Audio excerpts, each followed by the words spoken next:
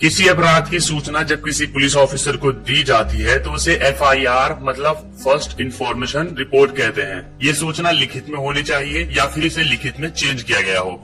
FIR CrPC 1973 के according चलती है। एफआईआर संज्ञेय अपराधों में होती है, मतलब जो बड़े अपराध होते हैं सिर्फ उन्हीं में लिखवाई जाती है। आपको बताने वाला हूँ कि एफआईआर क्या है, कैसे लिखवाई जाती है, और अगर पुलिस ऑफिसर आपकी एफआईआर दर्ज करने से मना कर दे तो आप क्या कर सकते हैं। इसके अलावा एफआईआर से जुड़े हुए आपके अधिकार क्या क्या हैं। तो चलिए शुरू कर।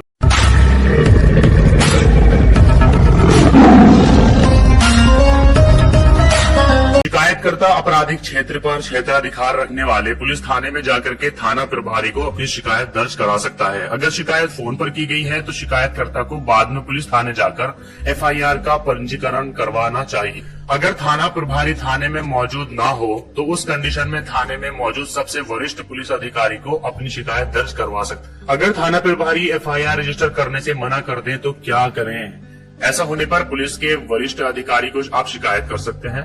पुलिस अध्यक्ष या डिवीजन अधिकारी को भी शिकायत कर सकते हैं, और कानून के मुताबिक सभी अपराधों में एफआईआर करवाना अनिवार्य है। पुलिस थाने और अस्पताल से हर आदमी का पाला कभी ना कभी जरूर पड़ता है, पर कम जानकारी और कानूनी पहलुओं की अनदेखी से आपका केस मजबूत होते हुए भी आपको मात खानी पड़ती है। तो आइए जानते हैं ऐसे कुछ शुरुआती कानूनी प्रोसेस के बारे में जो एफआईआर से शुरू होती है। किसी भी अपराध की रिपोर्ट पुलिस को दर्ज करवाने के लिए जैसे ही आप थाने में जाते हैं तो आपको अपने साथ घटे अपराध की जानकारी देने को कहा जाता है।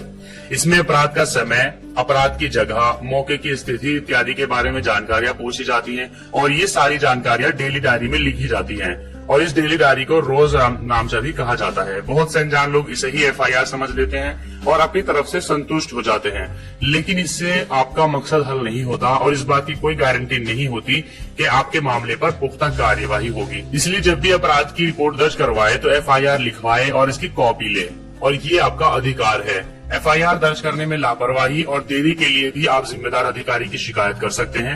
एफआईआर की पहचान के लिए इस पर एक एफआईआर नंबर भी दर्ज होता है, जिससे आगे इस नंबर से मामले में प्रोसेस चलाया जा सके। यहाँ पर एक अहम बात ये भी ध्यान रखने की है कि एफआईआर रजिस्टर करने के लिए किसी भी प्रकार की कोई फीस नहीं लगती है। अगर पुलिस अधिकारी इसकी मांग करता है तो तुरंत उसकी शिकायत बड़े अधिकारियों से करनी चाहिए।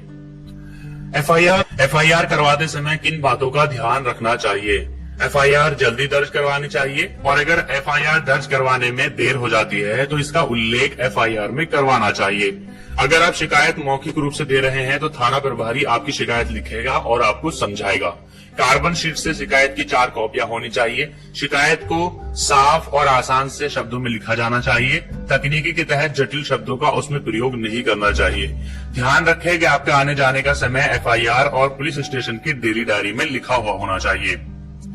एफआईआर के मुख्य रूप में क्या क्या जानकारियां दी जाती हैं। आप किस क्षमता में जानकारी दे रहे हैं, अपराध का दोषी कौन है, अपराध किसके खिलाफ किया गया है, अपराध होने का समय क्या था, अपराध कौन सी जगह पर हुआ था, अपराध किस तरीके से हुआ था, अपराध के समय कौन गवाह थे, अपराध से होने वाले नुकसान क्या हैं। तो ये सारी की सारी चीजें आपको एक एफआईआर में लिखवानी पड़ती हैं।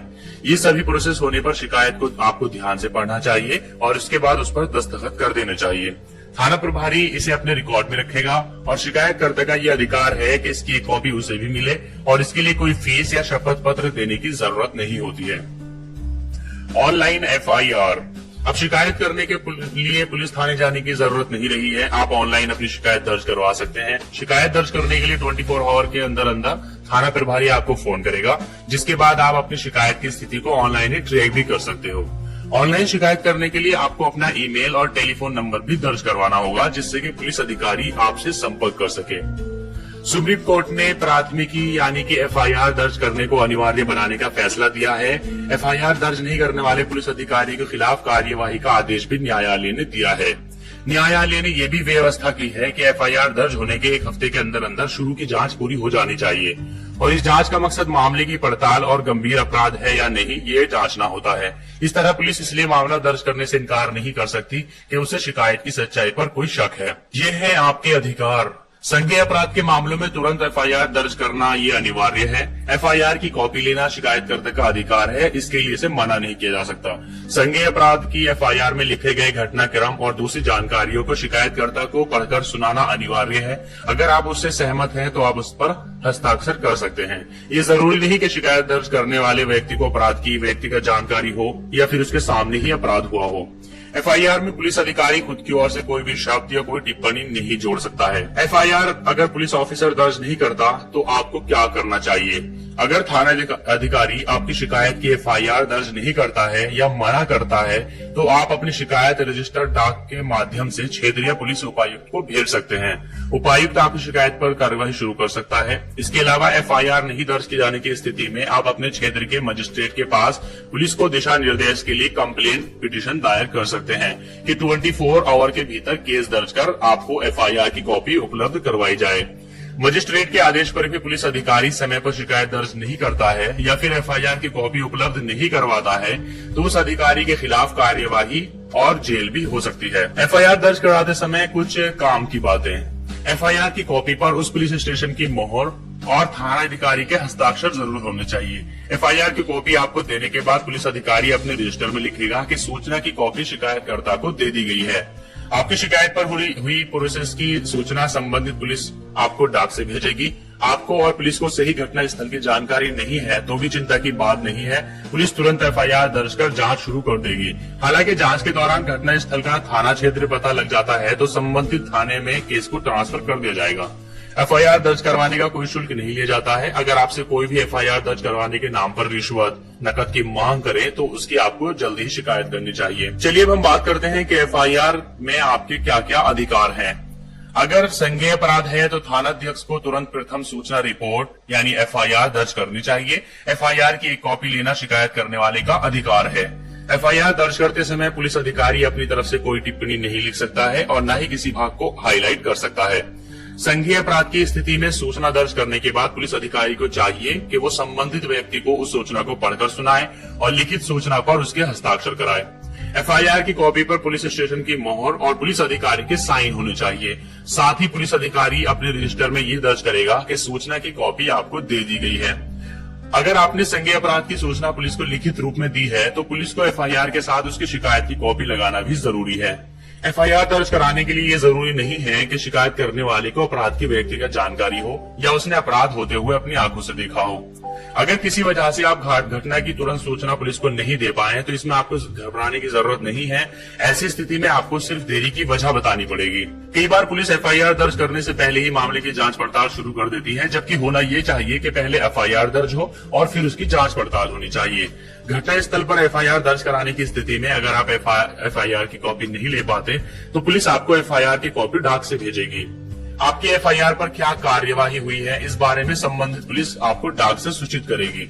अगर अदालत द्वारा दिए गए समय में पुलिस अधिकारी शिकायत दर्ज नहीं करता है या इसकी प्रति आपको उपलब्ध नहीं कराता है या अदालत के दूसरे आदेशों का पालन नहीं करता है तो उस अधिकारी के खिलाफ कार्यवाही के साथ उसे जेल भी हो सकती है।